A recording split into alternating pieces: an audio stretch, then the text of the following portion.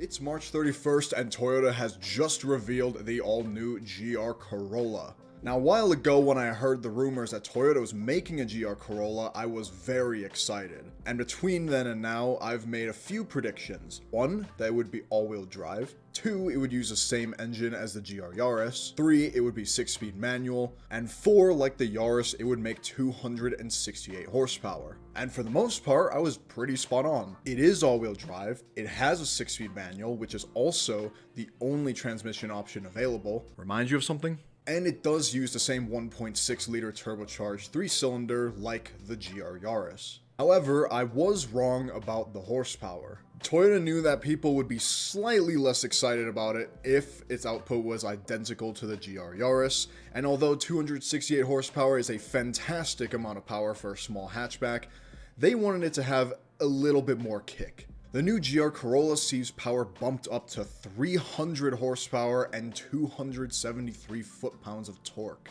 The 300 horsepower is a very exciting amount of power, being 32 horsepower more than the Yaris. Now, 0 to 60 times haven't been announced yet, and if they have, I just haven't seen them, but I would wager a guess around 4 to 5 seconds. But speed isn't the only thing a car needs. You're gonna have to find a way to stop it as well. The GR Corolla has 4 piston front calipers with 14-inch rotors and 2 piston calipers and 11.7-inch rotors in the rear, which should be able to stop this car on a dime, as well as sit pretty behind the Corolla's new 18-inch wheels. And speaking of brakes, while I was fully expecting this car to have an electronic parking brake found in the regular Corolla hatchback, Toyota has decided to grace us with an actual mechanical handbrake. Another noteworthy feature includes the adjustable torque split, where with the turn of a dial can select 3 different modes.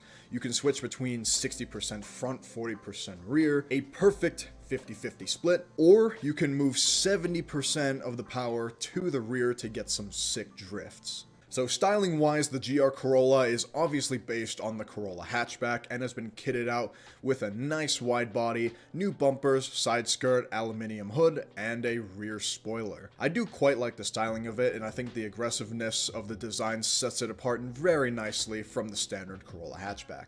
My only gripe about this car is with the exhaust, which is a 3-tip exit, 2 at the sides and 1 in the middle. Personally, it's a little bit odd to me. I would understand a dual tip exhaust or a single or dual tip in the middle, but combining the two is interesting to say the least. Compared to the regular Corolla, the GR is about 250 pounds heavier, weighing in at 3,249 pounds. It is also 2.4 inches wider and 1.5 inches longer because of the modified suspension and the wide body, of course. Now, something cool about the GR Corolla is what Toyota is offering for the first year. 2023 models have a limited run circuit edition trim, which will get you a forged carbon fiber roof, larger rear spoiler, suede seats, a vented aluminium hood, and a shift knob that's engraved with Akito Toyota's signature. How cool is that? They also get the optional heavy metal gray paint job to complete the look, with other color options being red, white, and black.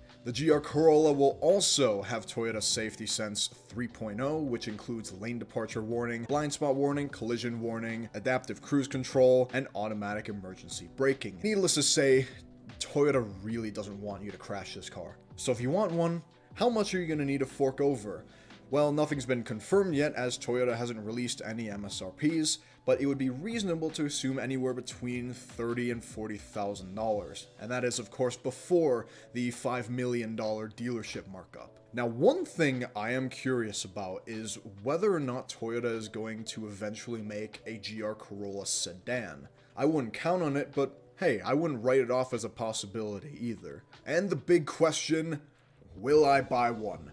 Yes, but not new. I am a college student, I don't have that kind of money. But hopefully within the coming years, these GRs can depreciate enough to be within my budget.